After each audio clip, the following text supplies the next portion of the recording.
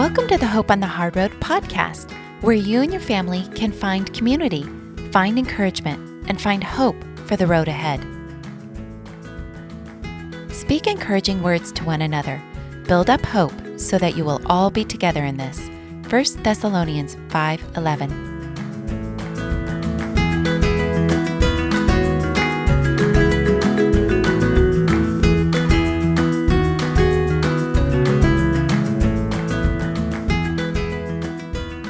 Today we are talking about special needs ministry.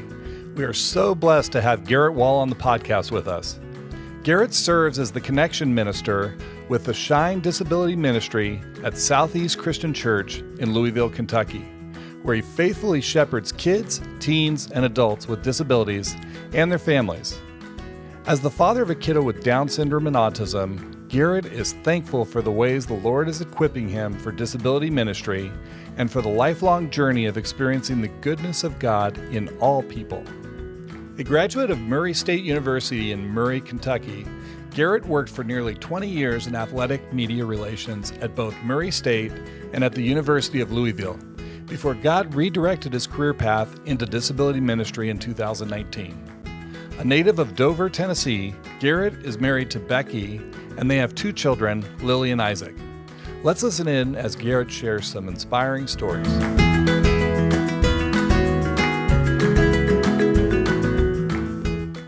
Well, hey, Garett, it's so good that you're on our podcast today. Really excited about this, your background in terms of ministry and what you really bring to the table today.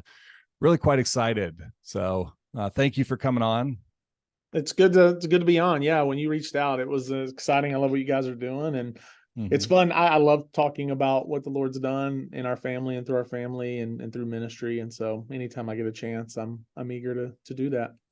Well, I appreciate that. So, just to kind of introduce yourself, why don't you give us a little bit of background, where you are and, what led you into this? So, yeah. So I live in Louisville, Kentucky. I've been here since 2004. I'm from Tennessee originally, moved to Louisville to work at the University of Louisville. I had a career in college athletics and doing media relations and PR. And while I was at the University of Louisville, I met my wife. And so we've been married for 13 plus years now. We have two kiddos and love living in Louisville. But in that time frame, the Lord led me out of college athletics and into ministry. And that's what I've been doing for 4+ years now.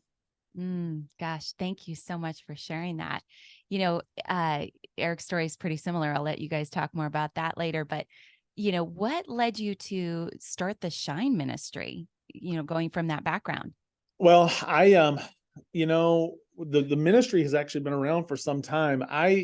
We found the church because I was being led out of college athletics. I knew the Lord was leading me out of college athletics, but I didn't know where he was leading me. And so I'd actually been pursuing communications jobs and interviewed for a job here at Southeast Christian Church in communications. Did not get that job as the Lord would see it fit. But in that journey, we visited the church. My wife had been here when she was in college, and so we were familiar with the church, and we knew that it had a special needs ministry, but didn't know a lot about it. But when I interviewed for the communications job, we came and brought our family and got a firsthand look at the special needs ministry. We have two kiddos, as I said, a 12-year-old daughter, Lily, and a 10-year-old son, Isaac. And our son has Down syndrome and autism. And so church has always been hard for us as he's gotten older. I mean, just the reality of having a kiddo with special needs. And so when we visited this church, honestly, we fell in love with the ministry as a family. It was just everything that we were wanting for Isaac and for our family.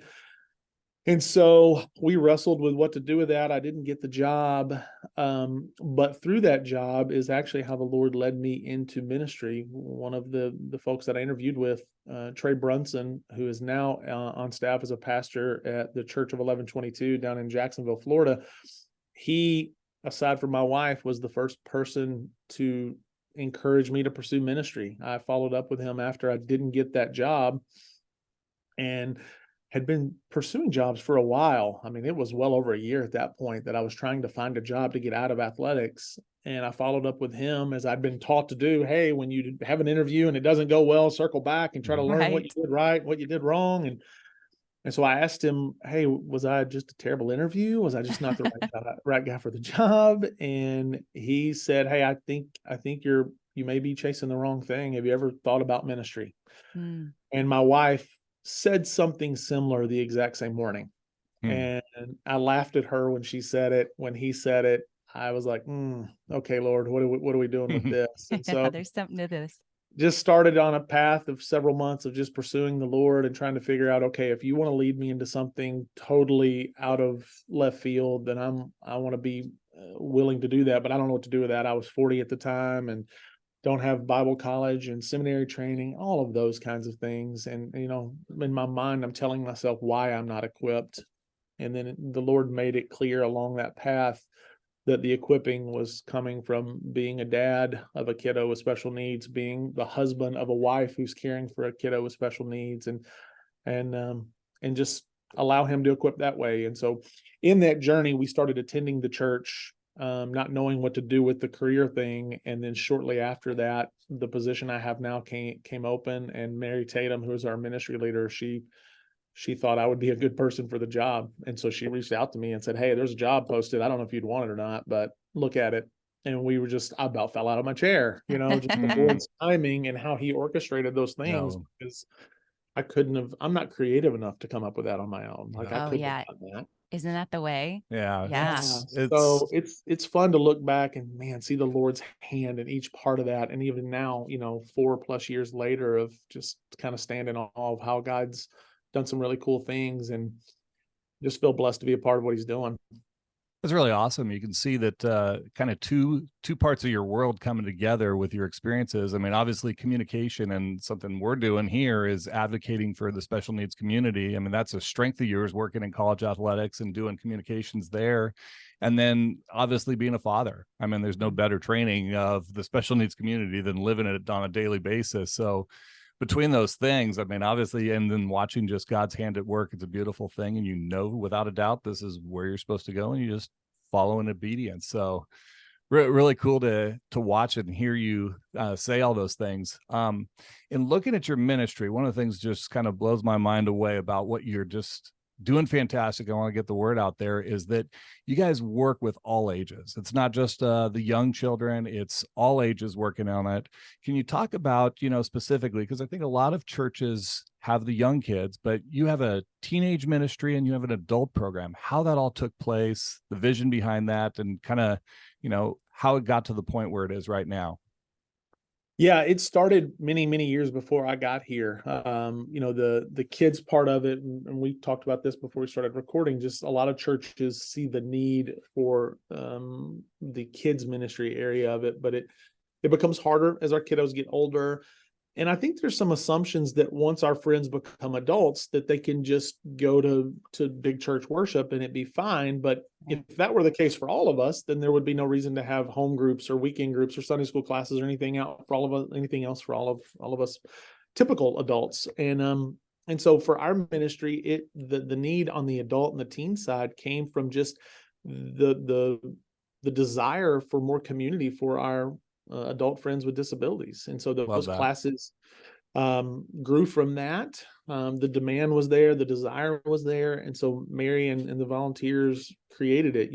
As a ministry, our vision, our goal is to equip and disciple kids, teens, and adults into the life of our church. Love And that. so whatever, whether that's a 3-year-old or an 83-year-old, and it doesn't matter the age for us, that we want to create a pathway for all of our friends with disabilities and their families, a mom, dad, brother, sister, to become a part of the church, because we believe the church is incomplete without everyone. I mean, I That's think right. scripture is really clear. And so our goal is just to create those pathways. We use that language a lot, pathways into the church. How do we create pathways for different people in different stages of life that are impacted by disability to find community, to find Jesus, and to find who the church is, and to find the hope that is there. And it's fun to see it grow, since I've been on the team for 4+ years, and even as Mary led it for 20+ years now.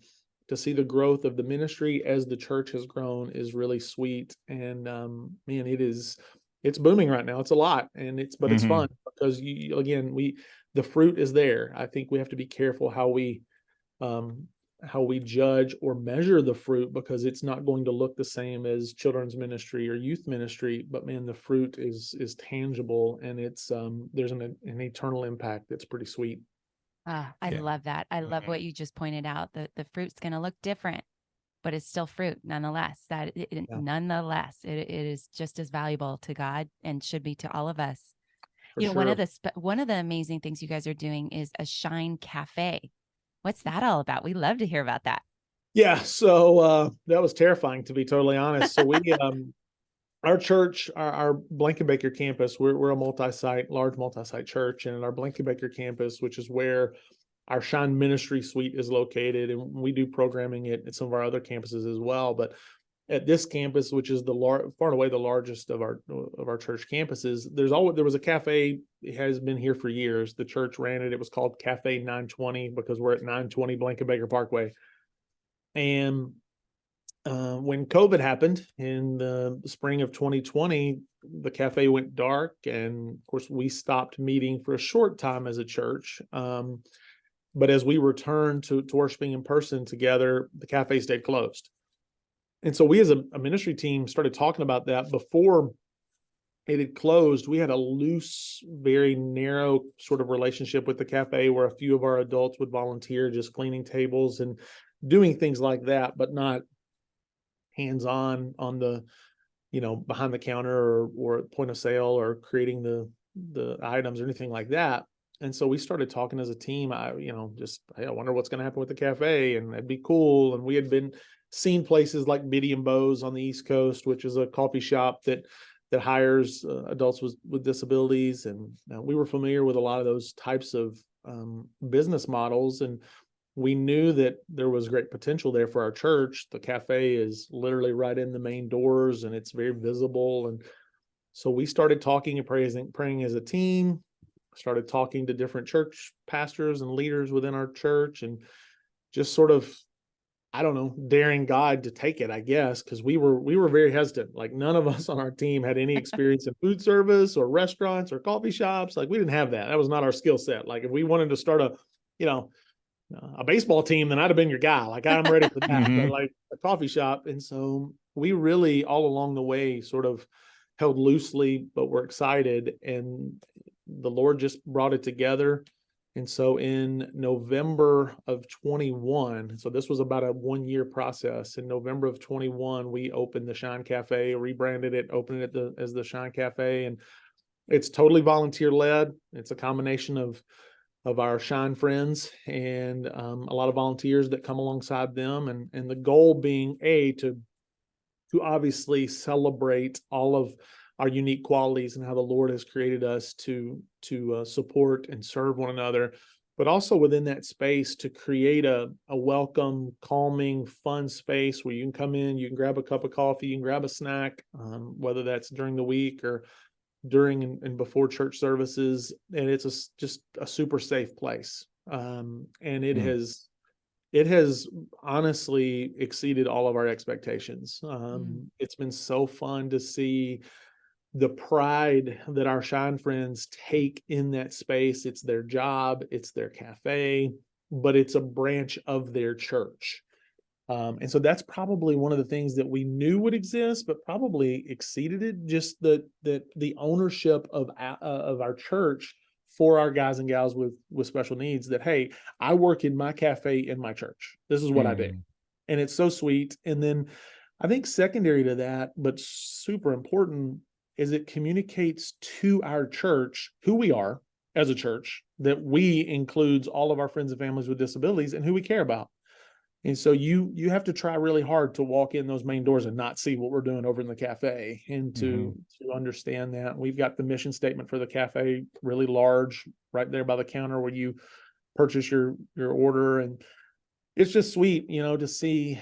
And Shelly Roach on our team, who leads the cafe, she's done such a good job. She did not, again, have experience in that realm of food service, but to see how she has trained all of her volunteers and all of her team. And on Thursdays and Sundays, we have Thursday night services and Sunday services. just the ministry that happens in that space during those windows of time, because whether it's somebody who's coming into the church hurting and Yep. unfamiliar with our church, or someone who's been around our church for a long time, but that's just a landing place for the heaviness of life. I mean, she's told us countless stories of opportunities to just lean in with folks who know that that's a safe place to just land and maybe cry or just wrestle with what's going on, and to have a friendly face say, "Hey, God loves you. Do you want to talk about it?"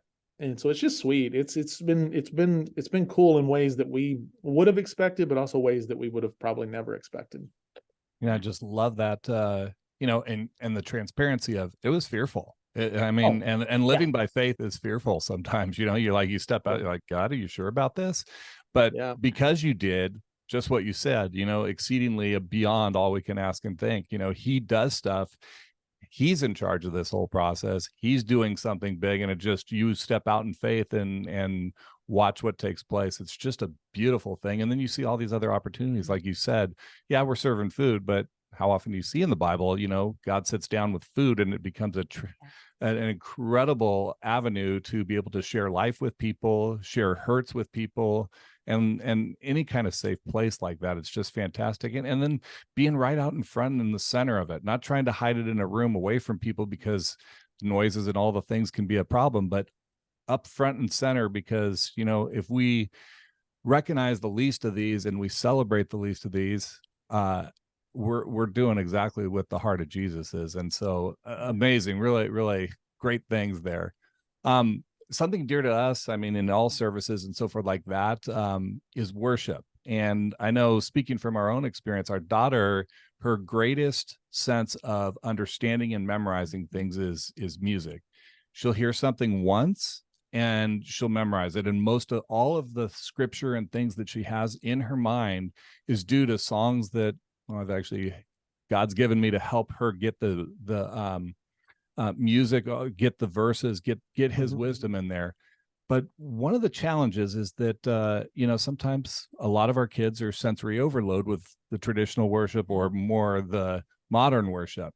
I love the fact that that's a part of all the different, the different services and things you offer there. Can you talk about how you've created it to be, a sensory friendly environment for these kids and adults? Yeah, yeah, for sure. First of all, we start by turning the volume down. That's the Right. first thing. I mean, it's so Right. obvious, but like if you walk in a fifth grade worship room or a high school ministry worship, I mean, the volume along with the lights and the smoke and the all of that. And we're a big church, we're a mega church. We live up to that reputation with our worship at times. I love our worship team, but it's loud and it's a lot. And so in our adult spaces, our worship classes, we sort of call them a hybrid worship because we combine, we bring in a live TV stream of the worship as it's happening in there. And so they're getting the same worship songs, the same worship experience. It's on a TV screen. We have speakers built into the room, but it's not too loud. There's no smoke and lights. It's very sensor friendly. The lyrics are on the screens or on screens next to the main screen, and the worship is real. They sing, we raise hands, we get after it in there. But it's in a setting that is friendlier and more welcoming than other settings where some of our folks can struggle. I mean, my son has sensory processing disorder with all of the other little moving parts in his little world, but I get that. Like, it's hard. If the volume's up a little bit, it'll just turn him off. He'll run and hide. And so for our guys and gals, it's creating that environment where we can worship and experience the praise and worship and allow the Holy Spirit to move, but do it in a way that's welcoming for all. And so Mm. once the worship is finished, then we'll switch over to our own Bible teaching curriculum. And so and then we do that. And then once it's over, we turn the screens back on for the closing worship. And so rather than, as much as we love Kyle, our senior pastor, he's great, but we skip over that and do our own Bible lesson. It's adapted for our guys and gals, but they get that same worship experience. On the kids side, our worship time is much shorter because of the attention span of our guys and gals and being younger. But it's the same sort of thing. It's 2 or 3 worship songs that are, lyrics on the screen that just point to Jesus, volume down, sort of a calmer environment.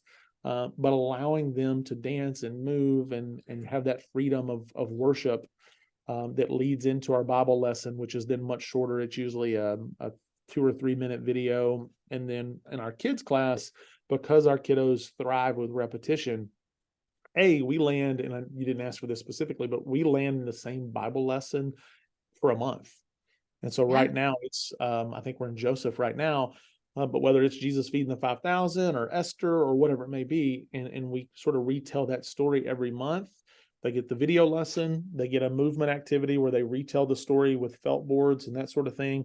And then our craft or table time activity also retells and kind of echoes that story, with the goal being that for our guys and gals, we're going to just teach and teach and teach those foundational Bible stories Yeah. that you would probably find in a children's,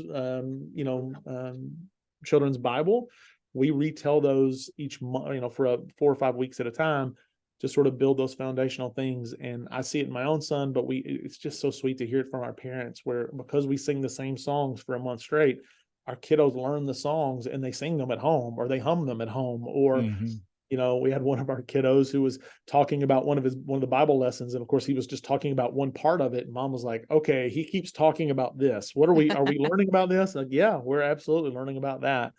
And so it's just sweet. Again, as you said earlier, as we talked about the fruit looks a little different, but man, when our kids can hold on to those foundational Bible stories of God's goodness, his love for us, and how he provides for our needs, to see the fruit of that as our kiddos become teens and as they become adults is pretty cool. And so trying to mirror a typical church service, I guess, where you've got worship and you've got Bible study, but just adapting it in a way that is friendly and comforting for our guys and gals. I love that. And it's accessible, right? And you're Yeah. creating a scenario where you're meeting the learning styles of these different kiddos, right? So some are Yeah. tangible, like tactile. You've got the felt boards, they can place those items, or the craft or whatever, and others are auditory and others are visual. And so you've got written instructions and things. That is beautiful. That is Yeah, and that's beautiful. that was incorporated by people much smarter than me. I will tell you, we have some volunteers. We have a couple of volunteers who have special ed teaching experience. Mary, our ministry leader, was a special ed teacher before she was leading the ministry, but we have one particular volunteer who, she's not in our classrooms on the weekend. Her way of serving with us is she and I put together the calendar for the year. She helps kind of develop our plans, and we sort of create our own curriculum on the kids side. And because she's got that special ed teaching training, and she has an adult with special needs in her home as a mom, Awesome. she understands the importance of that sensory diet and importance of kind of meeting those different needs and allowing our guys and gals to learn and embrace it, and it just make it a win for everybody, because we want it to be a win for our kiddos so that it can be a win for mom and dad. That's I mean, right. that's the key. We want them to be able to come back, because church is daunting under the best of circumstances for our families. Yep. Any barriers that we can remove in that journey to make it easier, that's what we want to do as a church. Amen to that. Oh my goodness.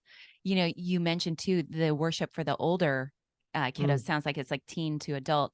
You're actually integrating them into the worship service that's going on in church, and in the sense that you're bringing that feed in, but at a lower volume. What I love about that is you're honoring that they are at an age where they're adults, right? And maybe they're not developmentally there, but you're honoring that. And that's such a beautiful thing. We know our daughter, there's something in her now, she's 19. She wants to step up into that adult role, or at least teenage role at times. And we don't always know when that's going to be. So just kind of laying it out there, but doing it in a modified way that works for them is beautiful. So great. Yeah. And it's one of those, you hear a lot of conversations in our world about integration and, integrating into the church, or, and obviously we don't live in a space where we are separating our guys and gals from the rest of the church. It's sort of a reverse inclusion model where our volunteers are coming in and we're bringing them in, and it's becoming one big worship experience. And so we have all ages that serve with us. Even we have kiddos that serve with their parents, like 9-10-year-olds that serve, who typically wouldn't be cleared to serve. We treat them as students, but they are in there, and it's creating an environment where it's it's all types of folks worshiping together in a controlled setting that meets the needs of our folks that have special needs. Yep. And it's not for everyone. We have a lot of guys and gals in our church that are a part of a typical weekend group. They're a part of the large corporate worship. But because we have a group of people with very unique needs, our goal is to create different ways to meet those needs. And in our space, that's what it looks like, but it's by no means the only way that we, disciple and worship with our folks with special needs. It's just a very specialized way to check those boxes. Otherwise, they wouldn't be able to worship. And that Right. is the goal for us. Right. It just comes back to, like you said, in any way you can remove those barriers, the better. Yeah. One of the most amazing things you guys are doing is a summer camp that you call Camp Freedom. We would love to hear more about that. Yeah, it's my favorite thing we do. Awesome. We just did this year's the end of June, and it's 3 days of camp. We do it at a place called Country Lake Christian Retreat, which is a retreat place for camps and that sort of thing that is busy year round. This was the 20th year of Camp Freedom. Mary Wow. started the camp 20 years ago with 13 campers and 13 volunteers. This year we were at 150 campers and 150 volunteers. Wow. Wahoo. Ah, And it was the biggest one we've ever had. But it's literally, the goal is to create a camp experience for our guys and gals with special needs that is adapted for them to feel and experience every part of what a typical camp looks like. And so obviously we're a church camp, so we do worship, and we put them in groups, and they do team time, and they lean in scripturally, and it's all about Jesus.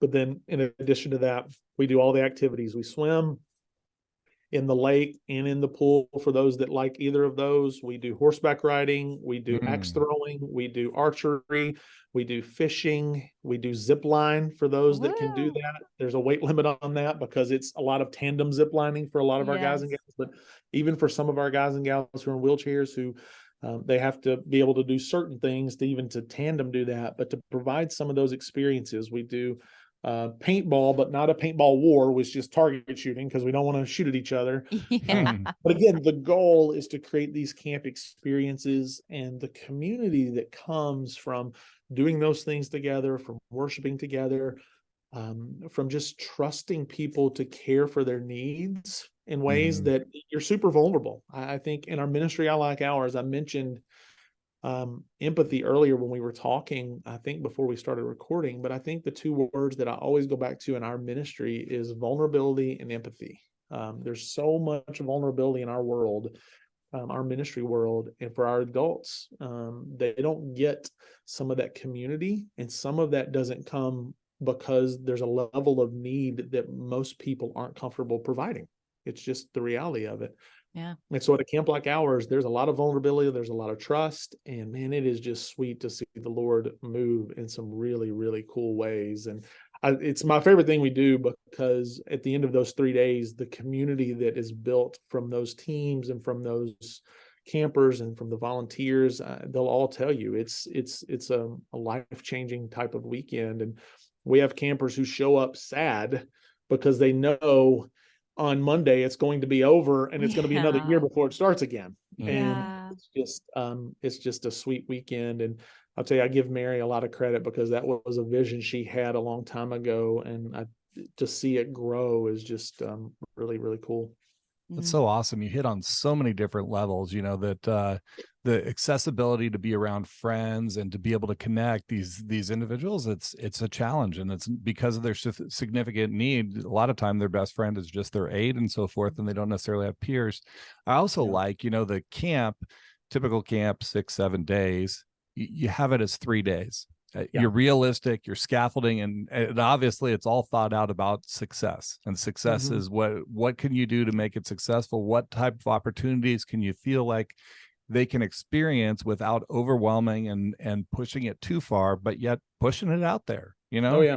Take kids, don't look at their disability as something they can't do, and go out there and do it. If a kid's in a wheelchair and still can do a zip line, we go for it, Yeah. and those are just fantastic things, real exciting. Yeah, Mary will tell you one of her favorite pictures, and we've got a couple of them on our Facebook page where we shared some photos, but it's pictures of the at the lake or at the horseback riding or the zip line, the pictures of the empty wheelchairs. Oh, Mm-hmm. It's oh, just, you know, it's just the It's sweetest awesome. thing. I know one of our guys took a picture of one of the empty wheelchairs beside the path that leads down the beach to the lake, and of course it was a big puffy cloud kind of day, so it's a great photo. But just the impact of knowing that chair is empty because our friend who usually is in that chair is in the lake swimming with friends, and they Mm-hmm. went away, you know. And obviously it takes you to it brings about the story of the paralyzed man and his friends who took him to Jesus, oh you yeah. know. And it's, you know, it is such a real way that we do that over 3 days. But um obviously it impacts the parents. I mean, it is a weekend of respite for mom, dad, brother, and sister because their loved ones being cared for. So we're ministering to mom and dad in that Yep. way. But one of my favorite parts of it are the friendships that carry on beyond that weekend. And Oh, there's so many stories between campers becoming friends because they were on the same team or in the same dorm, or campers and volunteers who became friends, who continued to hang out and do things after. And that respite continues for mom and dad because that group of volunteers and that group of campers have continued to hang out Mm-hmm. beyond that's camp. amazing. That's And awesome. so, you know, those are, again, sort of like all of these stories, man, that goes way beyond what we are talented enough to orchestrate. Like that is Mm-hmm. the Lord doing really cool stuff, way beyond what we had planned and scheduled. Well, it's such a beautiful thing, you know, just as I'm thinking about a child with a disability that's in a wheelchair and no longer in the wheelchair, someday that's going to happen. And Yeah. it's a glimpse of what eternity is going to look like. You know, they're removed from what seemed like a disability and free to live. And, Mhm. you know, what just this vision I have of, you know, where God's taking all of us at some Mhm. point, that the disability is all had a purpose and there will be no more disability at some point, you know, Absolutely. in our future. Um, you've covered a lot about all the stuff you're doing, and for a church to try to jump in and do all that you're doing, way too much to jump in right away.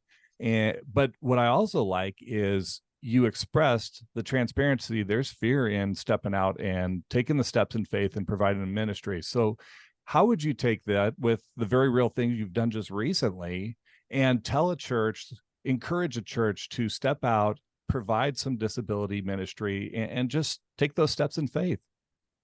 Yeah, I would, you know, I think one of the hardest things for pastors or church leaders or ministry leaders when they think about a ministry like ours is they're going to be fearful of not having enough resources, not having enough volunteers, not having enough of something, space, just insert whatever it is, because those are tangible things. Like I get it. Those are very real things that a church leader and a pastor has to take into account. Um, I would tell them that it is very clear in the Bible that this is a group of people that Jesus cared for. He was intentional to go out of his way to not only heal physically, to obviously communicate to those around him that he was God and that he was different, but the intentional care that carried on. The blind man in John 9, like he didn't just heal his blindness, he saved him spiritually. Yes. And then that guy went and told everybody. Like there's a lot to that story and so many of these stories. And so I think number one, it's biblical that we examine ways, just like we care for widows and orphans, just like we care for the marginalized wherever they're at. This is a group of people that are unchurched.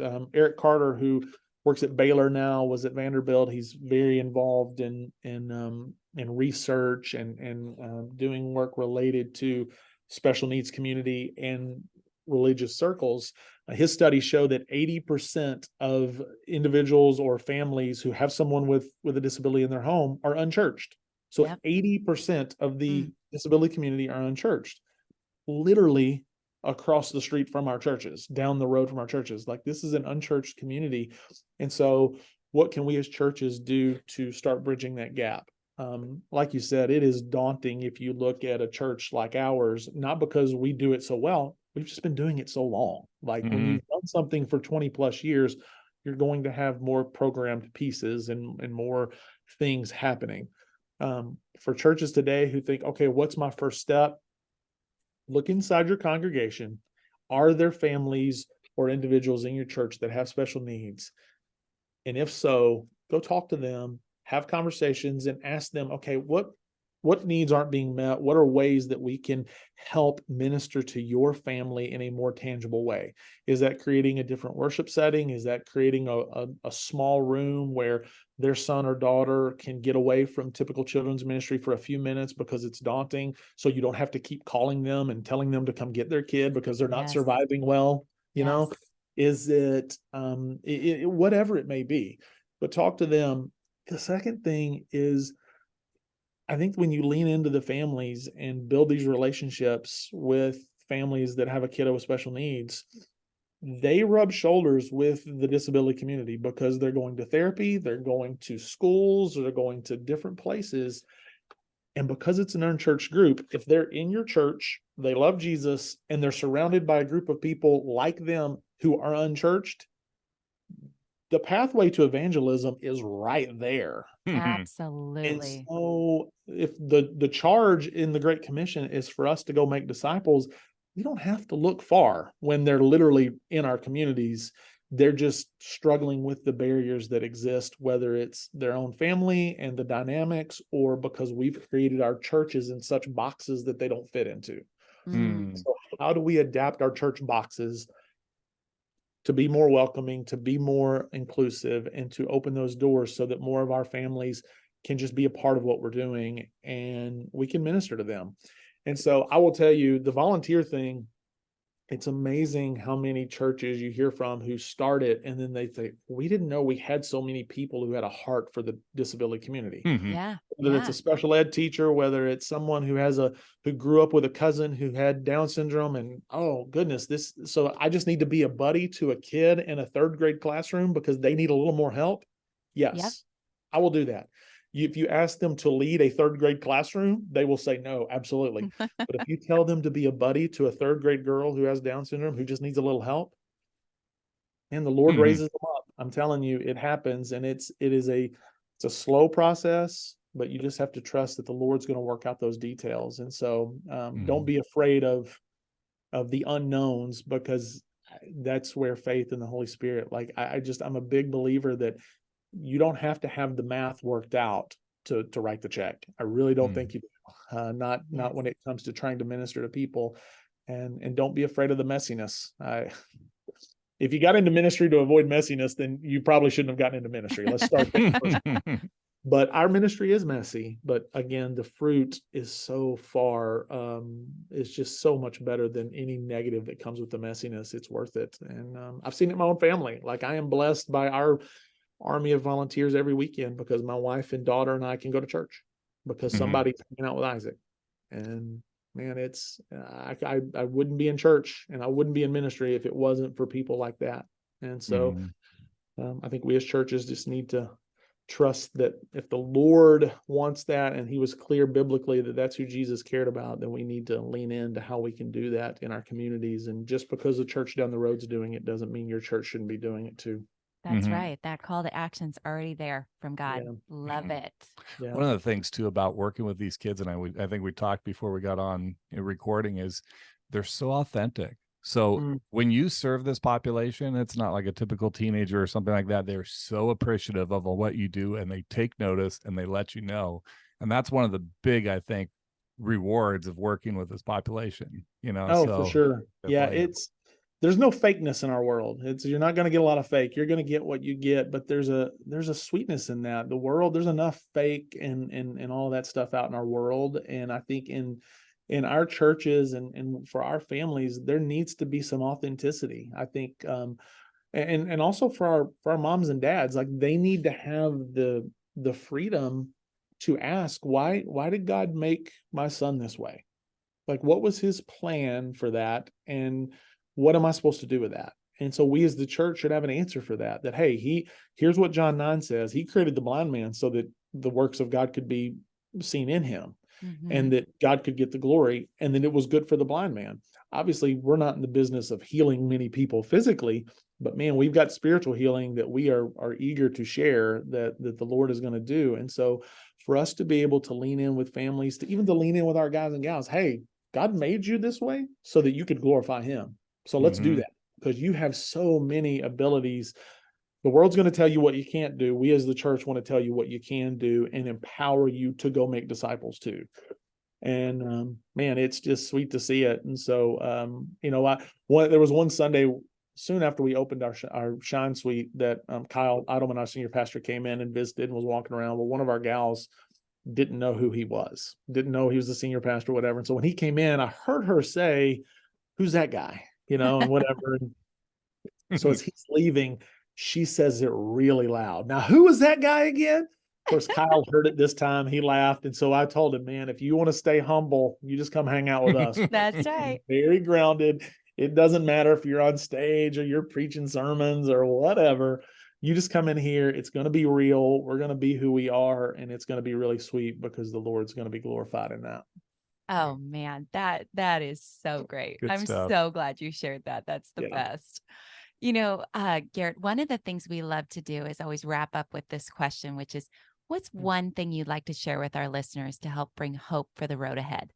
It's a great question. So I think, depending on who our audience is, I think if you're somebody in a church setting, if you're a pastor or a minister or someone where a ministry like ours is not happening, then my encouragement would be to just be willing to ask questions and learn about how your church can grow in this area. It doesn't have to be a specific kind of programming. It doesn't have to be a giant budget. It doesn't have to be all of these things.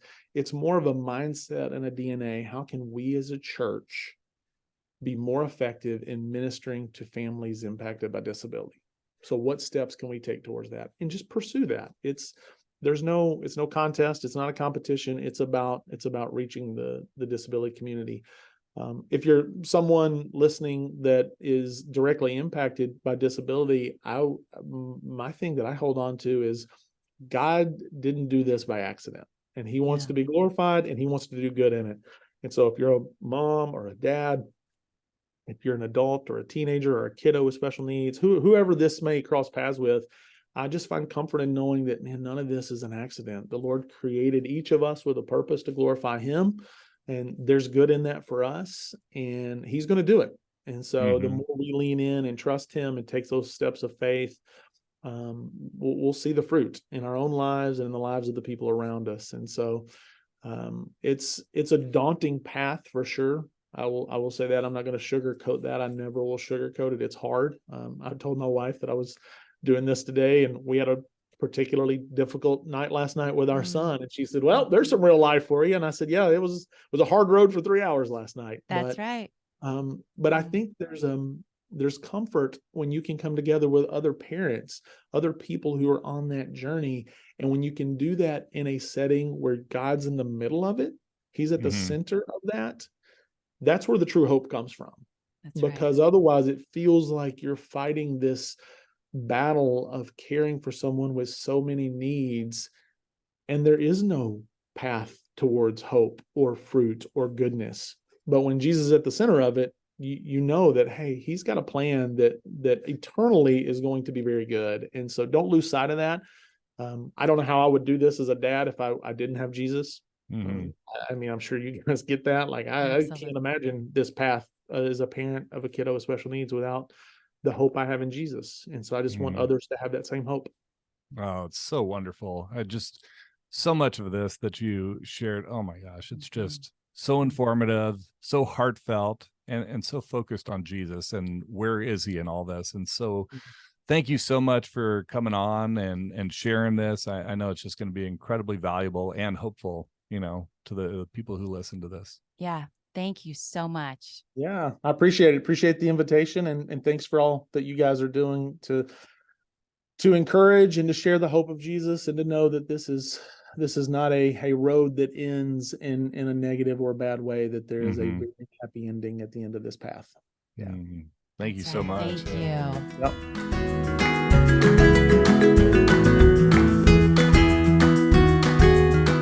Resources and contact information for today's podcast will be included in the show notes. If you enjoyed this podcast, please share us with others and be sure to follow us so you won't miss an episode. And we'd love to hear from you, so please leave us a comment or rating and connect with us on social media or on our website at hopeonthehardroad.org.